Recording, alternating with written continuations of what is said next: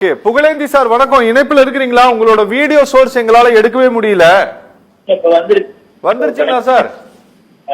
Sir ரொம்ப நன்றி sir. Sir நீங்க நிகழ்ச்சியில பேசுனதை நீங்க கேட்டிருப்பீங்கன்னு நினைக்கிறேன். நானு ஒருவேளை கேட்கலன்னா நான் உங்களுக்கு சொல்றேன். சார் இந்த திட்டத்தை நடைமுறைப்படுத்துவதே இந்த அரசாங்கத்துக்கு ஏதோ ஆதாயம் இருக்கிறது, அதனாலதான் இதை நடைமுறைப்படுத்துறாங்க. நீங்க பன்னூரை நிராகரித்து விட்டு பரந்தூரை தேர்ந்தெடுத்ததற்கு பின்னால் PR பாண்டியன் சார் எல்லாம் டைரக்டா அட்டாக் பண்றாரு. லேண்ட் மாஃபியாக்களுடைய கை இருக்குதுல, இதுக்கு இந்த அரசாங்கம் ஒத்து போகிறது அப்படின்ட்டு ஏதாவது நீங்க சொல்ல விரும்புறீங்களா சார்? ஒட்டுமொத்தமாக எல்லாவற்றையும் தங்களுடைய விருப்பப்படி ஒரு கற்பனைகளையும் யூகத்தையும் பேசக்கூடாது.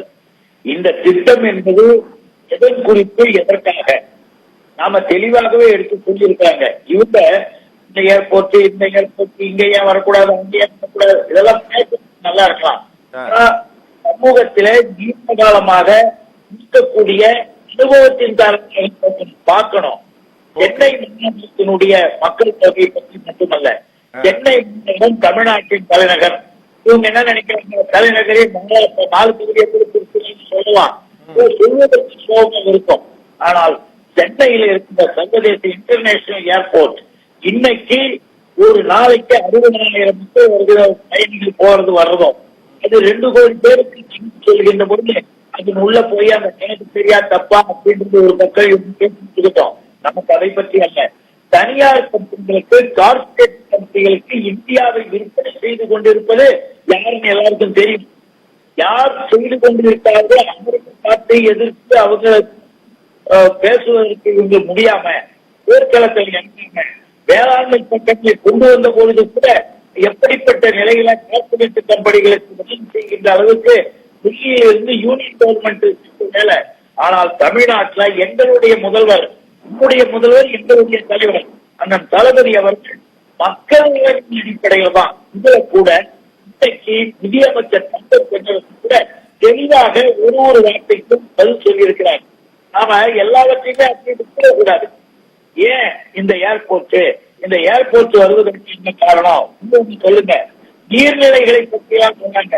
அதற்கு 6-7 மாதங்களுக்கு ஒரு கமிட்டியை போட்டு அந்த நீர்நிலையை எப்படியெல்லாம் காப்பாற்ற வேண்டும், அதற்கான வழிமுறைகளை என்ன செய்யணும்னு அந்த கமிட்டி ரிப்போர்ட் கூட மாதம் கொடுத்தாங்க.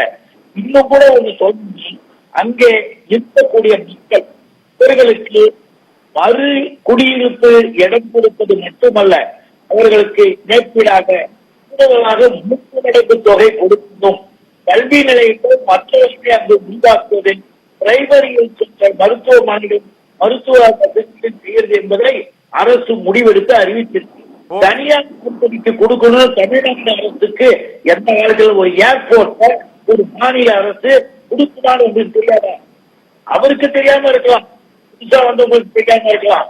ஆனா ஏன் இந்த காலமாக இருக்கிறவங்க திமுக மேல பார்க்கணும், திமுக அரசை பார்க்கணும். இதை தவிர வேறு சிந்தனை இல்லாதவர்களாக பார்க்கக்கூடாது.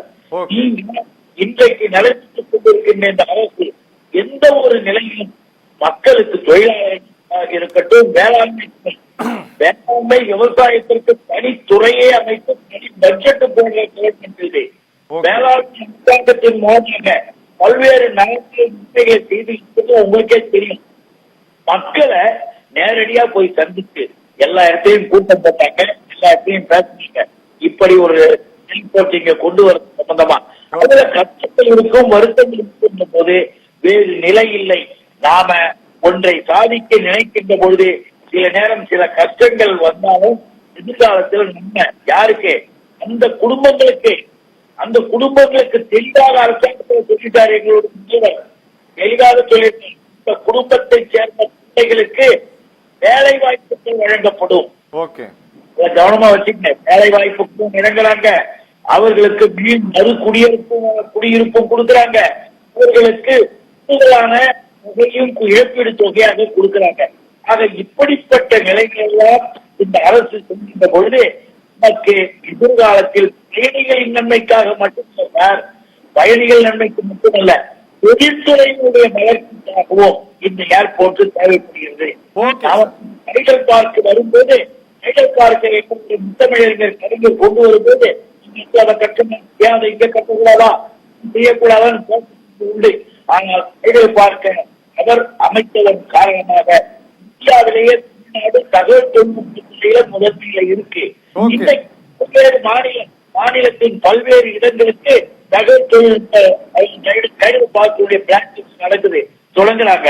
இது போல ஏர்போர்ட் என்பது எல்லாருக்கும் இருக்கும், அந்த இடத்திற்கு ஏற்றால் போல இருக்கும் தவிர ஒரேடியாக கொண்டு போய் அங்க கட்டிட்டாங்க இங்க கட்டிட்டாங்கலாம் கேட்டார்.